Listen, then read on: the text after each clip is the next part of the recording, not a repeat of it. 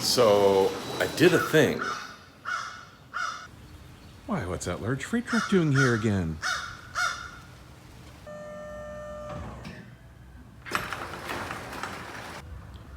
Ooh, I see some familiar boxes. 2 of them. Y'all remember how this ended with IKEA? A whole lift gate full of stuff on the ground. Oh boy.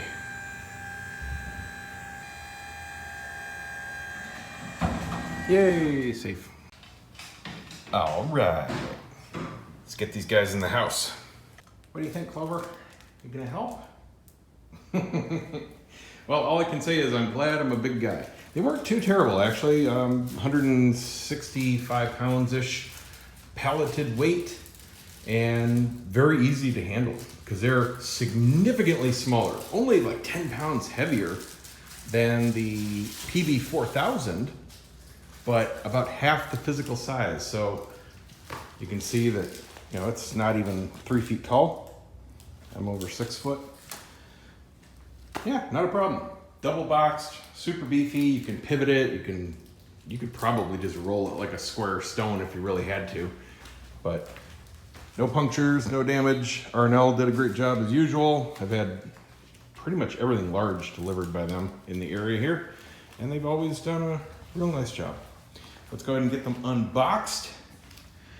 And let's see, I gotta swap out the isolation feet from the PB4000. I bought one new set that will go on the other one, and then I'll just put the regular ones back on the PB4000 because I do think I'm gonna keep these. Pretty sure I'm gonna like them better, so I'll be selling those, and we'll go from there. So now it's just the old unboxing routine. Nothing too exciting there, just a lot of lifting again. Oh yeah! Anyone want some free SVS shirts? I have about 10 of them now. So the other day I ran before tests using REW, of course, in the room. So I have my before charts. I'm super happy with the response. I just want more. And I love the sound of these in sealed mode. So I'm hoping that having 2 actual sealed subs with the correct sealed volume will be even better. Right now, I've taken screenshots of all the SVS settings for both the subs. They were very similar, slight EQ differences, and just a couple degrees different on the phase. And I've taken photos of my AVR settings for these 2 subs, so I can go right back in case I don't like them and I like these better, or, you know, I just want to go with a different direction. Maybe I go to a different sub company if these aren't gonna do it for me, but we'll see. Now, whether or not these make any difference in your environment or not to the sound, they are worth it purely to make it easy to move. You can see the difference in the feet and how much distance you get.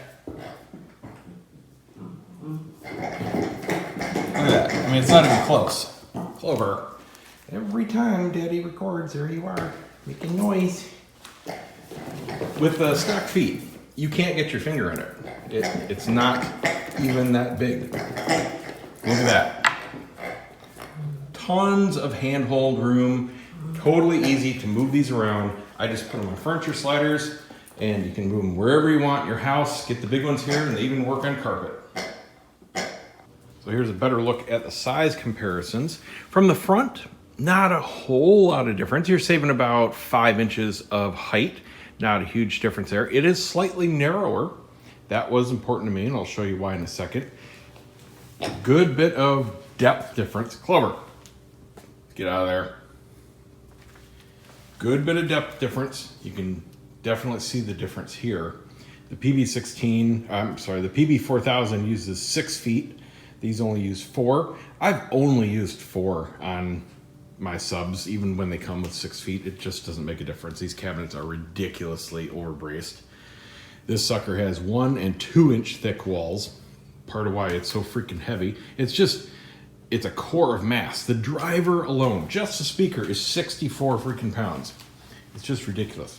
But size is important to me because I would have gone with 2 PB16s and probably would have really enjoyed them in sealed mode, just like I run the 4000 here. But I don't have the room. I have the room here, no problem. The PB16 is just slightly bigger. Not as big of a difference as this to this, but it is slightly bigger, specifically in dimensions that don't work for me, because over on this side, this is where I can put my second sub, and this is a PC4000, which is a identical driver, very similar responses, not identical, but similar enough that they work together beautifully. And oh, you can just see that slight red of the mahogany coming out of the speakers. Love those speakers.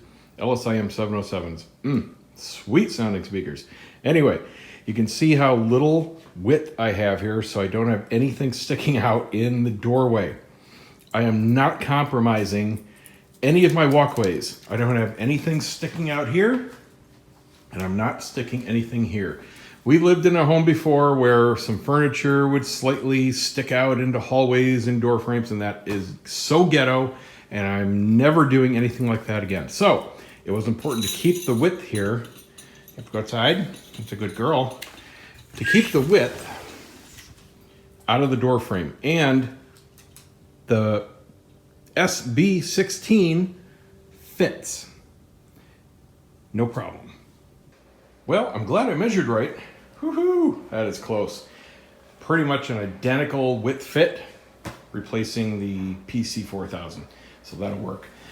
Almost the same footprint, because this is, I believe, a square. If not, it's within an inch or so. So not a big difference there, but you know, we lost 3 times the actual volume because the old PC stood up to here. It was pretty much even with the speaker tower. So now we got that. I'll have to tidy that up since you can see it now. That's no big deal. And this one over here, obviously, I don't have it placed or anything, but obviously it's a much smaller fit. If it ends up wanting to be somewhere near the back wall, I mean, it's almost flush now with the fireplace, where the PB4000 was sticking out almost to the end of the hearth. So that's a big difference. But now comes the hard part. This was the easy part. And by the way, if you're doing this, if you've got one or however many big subs, I highly recommend you have a helper or two. I'm here alone, so it's taken me a couple hours to get to this point from truck to in here plugged in. And that's the easy part. Now comes tuning. It's the fun part for me, but it takes a long time. I now have to go through everything basically from step one, because you cannot take for granted where old subs were placed to new subs. They're not going to go exactly where the old ones were. They're going to go in the general ballpark because that's where the room is reacting to bass, but the speakers have different responses. So you have to go through and tune everything again. So I'm going to go through one at a time. I'll just, I don't know, start with that one, I guess. Doesn't really matter. And I'll use REW, and I'll be doing lots and lots of tests, moving it about an inch at a time, basically making a grid pattern. We'll find the best spot for that. Then we'll do the same for that. Then we'll level match them, and then we'll phase match them. We'll match them with the mains at the crossovers, and finally be able to actually take some measurements. We'll have to go through calibration all over again. That's a long process because this is the 3D and it's got multi-point, and it takes like freaking 35 minutes to go through the whole procedure because there are so many tests it runs, but wow, are the results worth it. And then I have to use REW and go through and equalize everything and set up a good room curve. It's going to be probably tomorrow before I'm done. And by the way, quick note, when you see people doing tests of one subwoofer versus the other, and they haven't done everything I just said, they're bullshit. They're complete bullshit, especially when you see subs in different positions next to each other, all lined up in a row. Absolutely ridiculous. 1 inch makes a difference. Feet, totally different ballgame response. You have no idea what the true comparison is if you don't take the time to do everything start to finish. So I've got number 1 placed in its final position. I'll mark the spots on the floor, tip it, and then get the furniture sliders out. I use little stickers, just literally black, flat, little sticker decals I got on Amazon. I put them directly under the feet on the speakers. They just completely disappear. And when you want to temporarily mark something, just pick a corner or something that's visually easy to identify, and that'll make sure that if anything gets moved, you can put it right back in place. Now I want to show you the results. These are just some of the runs that I did, and I started off with it just fully back in the corner, and that's what you see here, the very first test. And what we have is a pretty nasty null, and another pretty good null right there, right above the crossover. It's crossed over at 80, so you're going to have some overlap to about 100. So you can see it's level matched with the mains just for testing. I'm at -20 on the sub, which I'm very pleased about. So I'll probably have between 5 and 10 extra dB compared to the old setup, but we'll see. This is just one sub. The other one isn't even plugged in. It's just sitting there. I'll be doing this all over again for the other one. So literally what you do is move it around in a grid pattern. Just start moving it an inch at a time. First I started pulling it out, and I found the best point for that. And then I moved it over, and then I repeated, and I just went in a couple rows. And you will find one best result. Now, sometimes it doesn't work out and you go too far.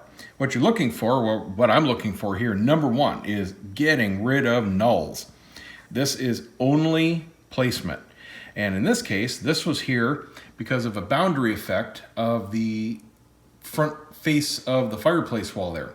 You can see it's sticking out. It's just about flush if I put it all the way back to the wall, but it's sticking out about 8 inches, and that made all the difference in the world. The second thing I'm looking to do is get the best low-end extension and level.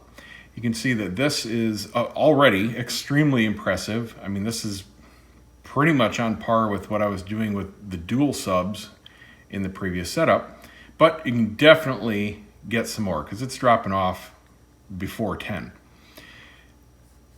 Here is my final best placement. You can see it's quite a bit flatter. This null is greatly improved. I don't expect it to go away. You need dual subs for that, and the other sub will take care of it. I had the same problem with the other setup, so this isn't anything new. And this one is slightly improved. This is just because it's more naturally in phase with the mains, and that will be further corrected through the actual phase adjustment. And then down here, you can see that this extreme low end, this is room gain. This is because it's a fairly small room. It's a terribly sized room, but I have very tall ceilings, 10.5 feet.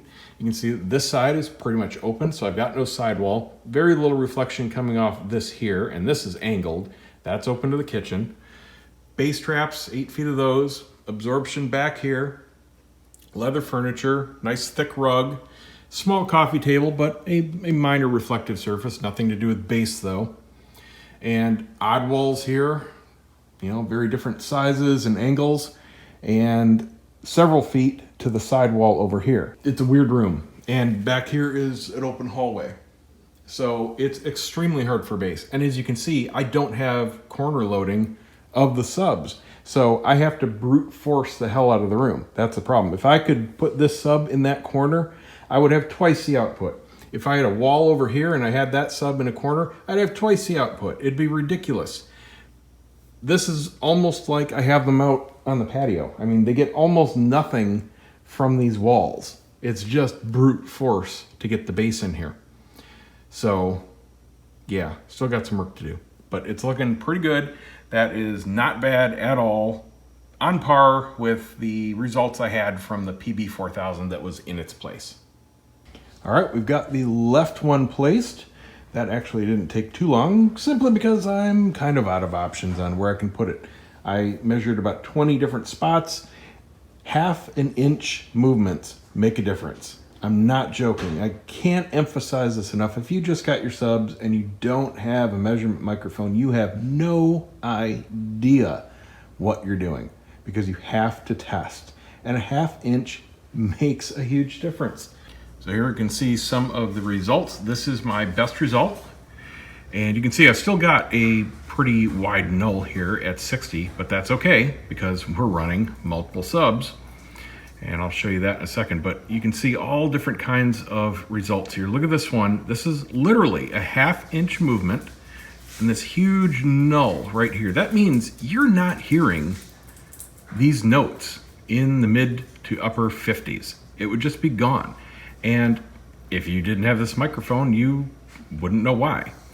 All kinds of results. These are literally just 1/2 inch movements. So you can see what kind of variances you get. Look at the differences in the extreme low end. Look at how those nulls come in. Some are even worse. That's just from moving the sub. So that's why it's absolutely critical that you use a measurement microphone, use REW. And if you have an SVS sub, great. You've got, well, most likely, unless you have an old one, DSP built in. And you can further correct this later, but this is just physical placement. So here's the best result on the left, and now overlaid with the right. You can see why this is why multiple subs are important. Now you can see that level matching is a little bit off, and this was the same way. I had a 1.5 dB difference in the AVR for the old setup, just because the left sub is farther away and in a completely different position in the room. But look at how the two nulls, each sub has a null, are in slightly different positions. And they cross over. What they do when I start running them and testing them together is they sum. And you get a nice bridge. These will probably sum together. Now I haven't set phase yet. That's gonna further change things, but you can see that just sticking the subs in different places gives you a much more even response. This is why multiple subs, doesn't matter if it's 2, 3, 4, whatever, more than one sub fills in the problems of any one particular sub. No one sub in a room is going to give you a flat response. It just doesn't work that way. It's physics. So I've rerun the AVR calibration. I did 8 positions. I did height and angle for my Atmos speakers. That takes quite a while. It's just sitting there waiting. Got that all set and dialed in the levels. Main speakers should always come back as 0. They're the baseline. Subs, it detected at -1.5 and -2, so totally in range. Leaves me a little bit of buffer there. So I'm going through and setting the phase. And you can see, I guess the screen will be easier for you. This is the left subwoofer, and this is at 0 phase. So this is just out of the box. And again, if you're not measuring with REW, you have absolutely no idea what is going on. This is just as critical as placement, because 1 degree of phase makes a difference, but 5 degrees makes big differences. So this is how I do it. I start out at 0, and then I bump it up in the app to 5, and I test. And what we're looking for is, how are the problem areas improving? So right out of the box, we've got this big null here, around 60. This can definitely be improved. So I went up in 5 phase degree increments just to see where it starts getting better. And we can see that going all the way through 20, it starts getting better. Not really looking at anything else except this right now. Up to 25, up to 30, still improving, still getting flatter. 35, getting a little weird. We're getting some wave interference. Keep an eye on it. Up to 40, yeah, still a little better, but again, getting some interference. When you start to get really close, I actually went to 45 and it got worse. So you back off at that point, and then you go even finer. 41, 42, 42, spoiler alert, looked really great.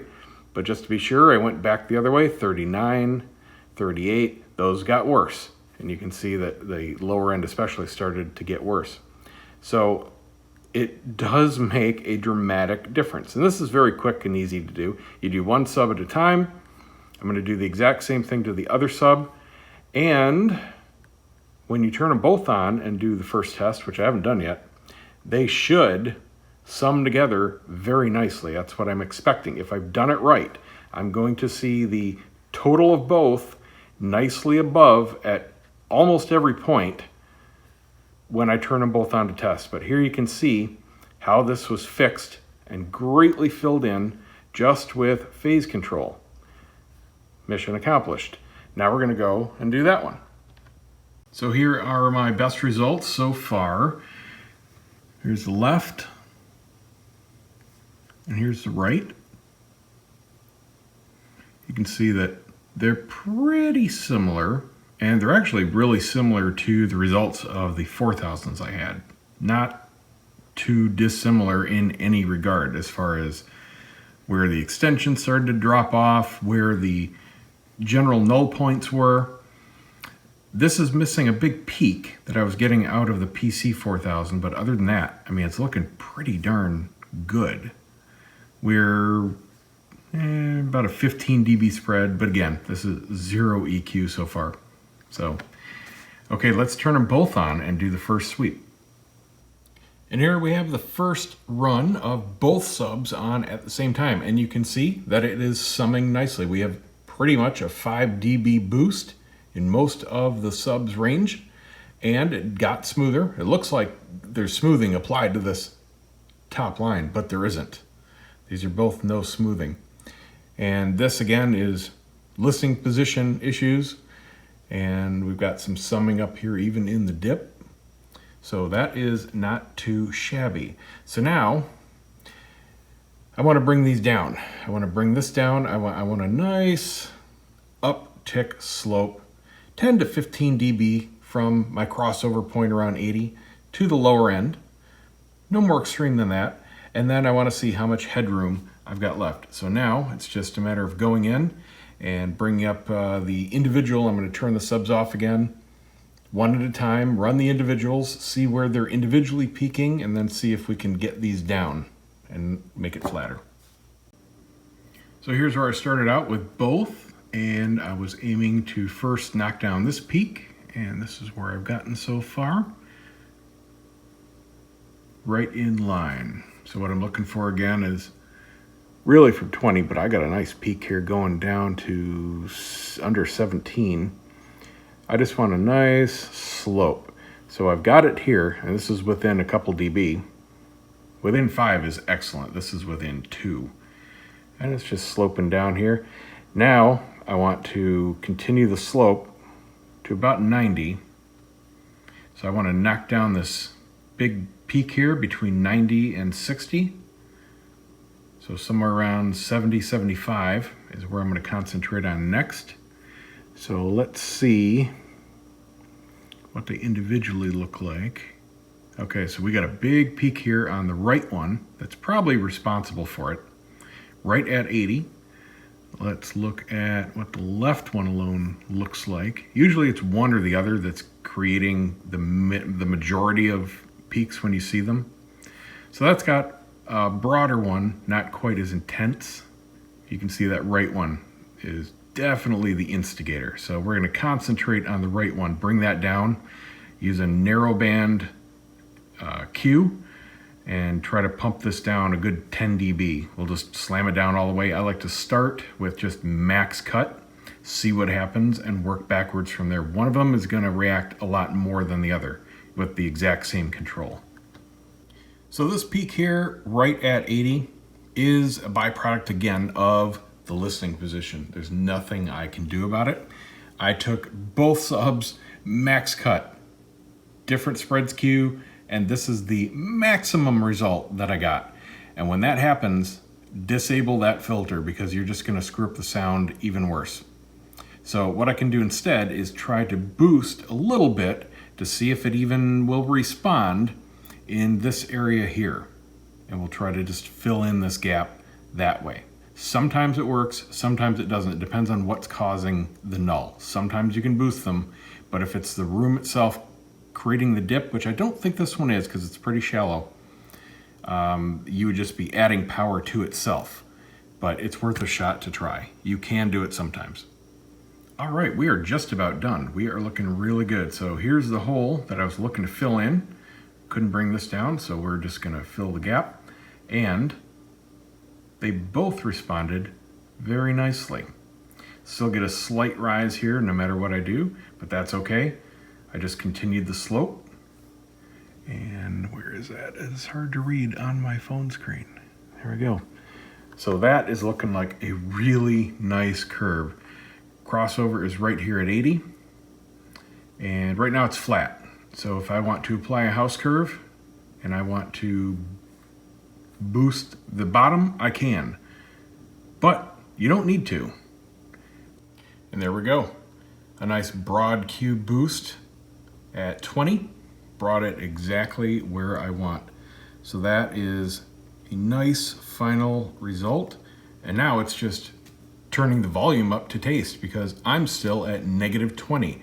To get this result, I was at 0 with the 4000s. So that is significantly more power. I'm gonna turn it up 10 and just see what happens right now. And that, my friends, is beautiful. That is exactly what I was looking for. The same curve, the same response I had, just more. And I've got 10 more left. Actually, I've got 12 more left because I have 2 more in the AVR than I had. I'm down to -2 in this run. Wow. Nice. Super happy. Now I'm gonna have fun with some listening tests. So we got a problem. This sub, no problem. This is the opening to Godzilla, which is kind of one of my test tracks for noise and accuracy and all that. It's not even turned up all the way, not even reference. This sub is perfect. Nothing but bass.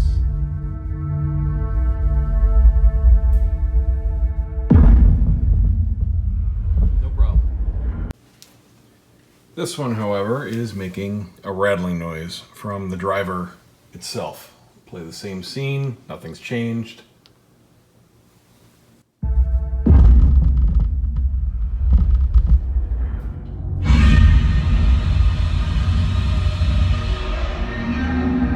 can tell it's internal.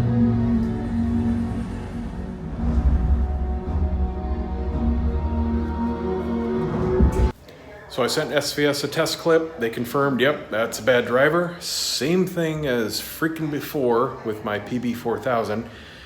So unfortunately it's a holiday weekend and it won't be until Monday now until the replacement driver and toolkit ships out. So it's realistically gonna be another week before I have both subs up. That'll teach me not to just run a torture test as soon as I plug it in. Who thought you would have to do that though? I will give SVS props. Just got off chat and they were very quick. They looked at the video, immediately said, yep, blown driver, and we'll get it out to you. You know, that's it. So, sucks, but that's what it is. So I quickly measured distortion and it's not too bad. So while I wait for the new driver to get here, I went ahead and finished my EQing. And as you can see, I got a fantastic curve. This is with my 10 dB rise up to the low end. That's my preferred house curve from the crossover at 80. Nice even slope. I've got it plus or minus 2 dB from the target line. This is my response. Now this took quite a bit of EQ. It took a lot more EQ to get these guys in line than my last 2 subs. It took all 3 parametric EQ bands for both subs in the app for the SVS subs, and it also took 2 and 3, I'll show you those, in the AVR. There just wasn't enough in the app alone to manage all the spots that needed it. So I had barely enough. If I needed any more, if I still had a problem area here or there, or wanted to get this even flatter, which isn't gonna make a difference. This is with no smoothing. This is, I mean, really good.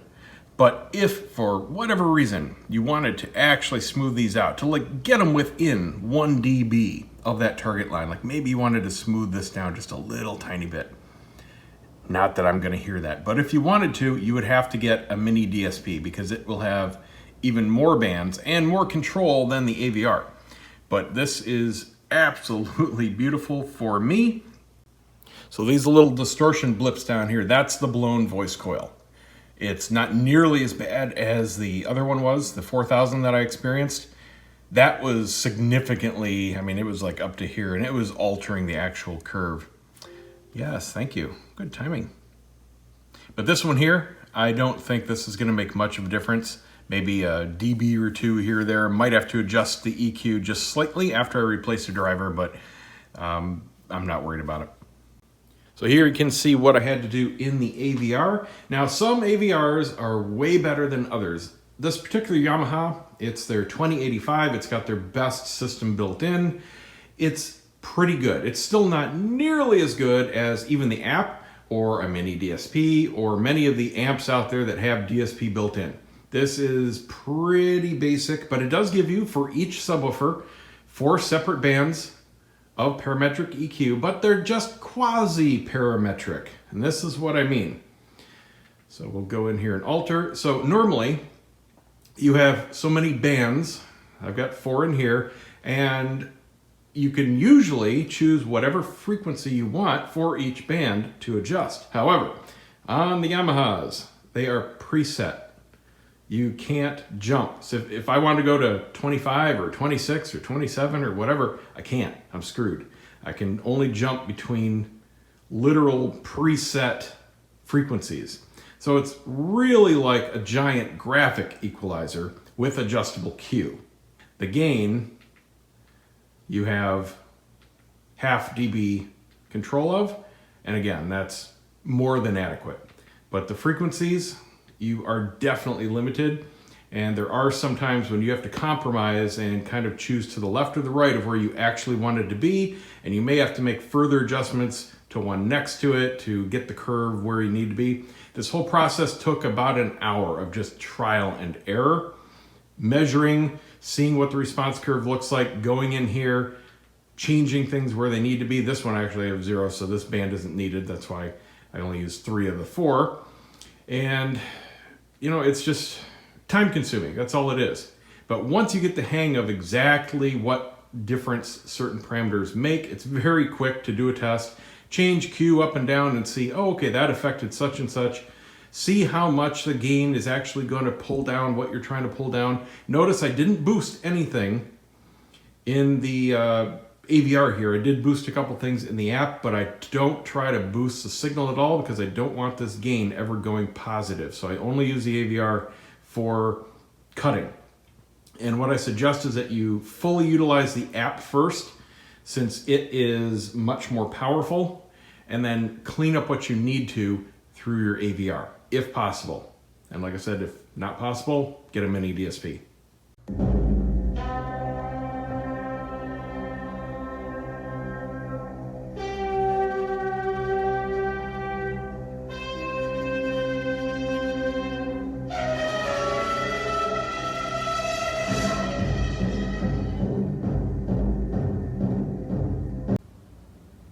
So here we have the new voice coil.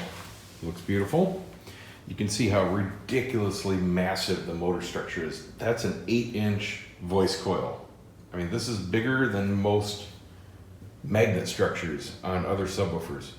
And of course, the main driver is just huge too. It doesn't look that huge to me because I've been used to the 13.5 in the 4000 series, but it's definitely a difference in sound. And then this huge and very robust parabolic surround. It's not just a half circle.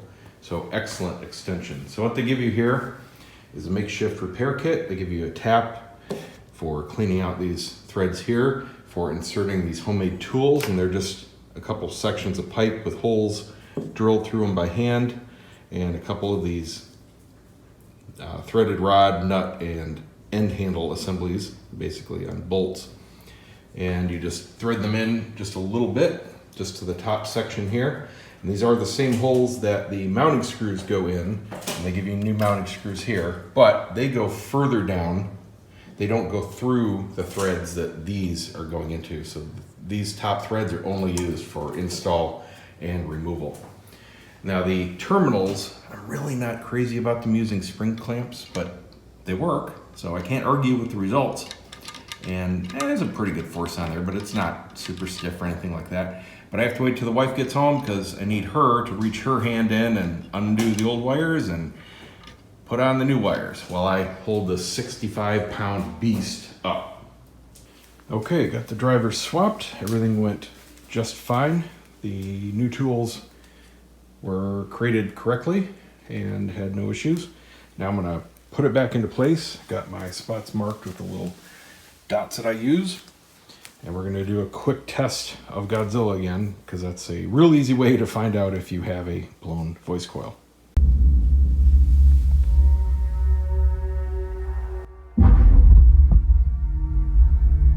All right, and we're good. Nice and clean bass.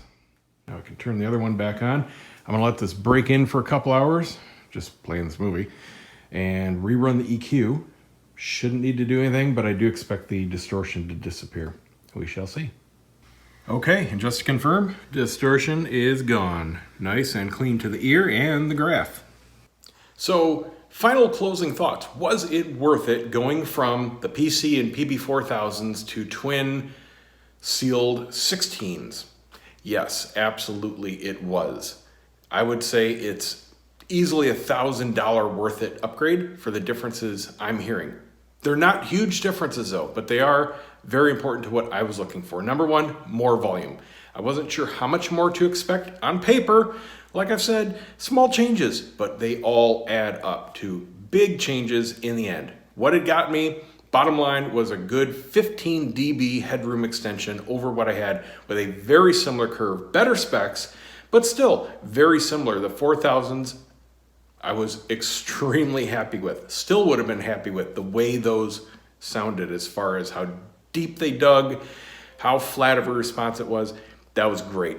This is just one little notch better. Overall, the tonal change, how tight, how quote unquote fast the bass sounds, it is improved. It's not a huge difference, but it definitely is noticeable. It's one of those things where you wouldn't really notice it unless you were comparing something directly, which I was, obviously. If you were to hear either one in a standalone system, they would probably sound identical to you. There is one change that I didn't expect, and I'm not sure what aspect of the change affected this, but the subs now disappear, just like my speakers do on some songs at least. You just have sound. You cannot at all pinpoint or localize any of the sound. You could with the 4000s, especially the cylinder. Even in sealed mode, there were certain tones, certain effects, certain instruments where you could tell that there were two subwoofers in the room. Maybe you couldn't pinpoint exactly where they were, but you were hearing them. These completely, it's gone. It's just, you wouldn't know that you had subwoofers. It sounds like everything is coming from one source, like the towers. But even my towers just disappear into the soundstage. So that was very welcome. I didn't expect that, but it is something that changed. I have a feeling that's more the fact that they are true sealed and a nice small enclosure, and it is actually airtight compared to the sealed mode where, yeah, you've got a little bit of air escaping the ports and, you know, it's just pieces of foam stuck in the holes. It's not actually airtight, and you don't have the actual air pressure working backwards on the driver like you do in the sealed. So very happy with it. Do you need it for yours if you have 4000s? Well, that depends on your room more than anything and what you listen to and how loud you need it to go. My room sucks, very hard to pressurize. I'm now very happy with where I am, and I have no intentions of upgrading them again because I now have more than I even want to use. Not only more than I need to use, but even want to use. So I'm golden. It was definitely worth it to me. That's it. Hope this video helps somebody. Make up your mind, and I encourage everybody, no matter what you have, if you haven't done it yet, get yourself a mic, get yourself a stand, download the REW software, learn to use it, and tune your system. It is the single biggest change you can make. You can spend thousands, literally. You could buy these subs, and I showed you. You could spend thousands, stick them in your room wrong, and have terrible results, and you'll be very unhappy. Or you can tune what you have and instantly get back the performance that you didn't even know you had. See you next time.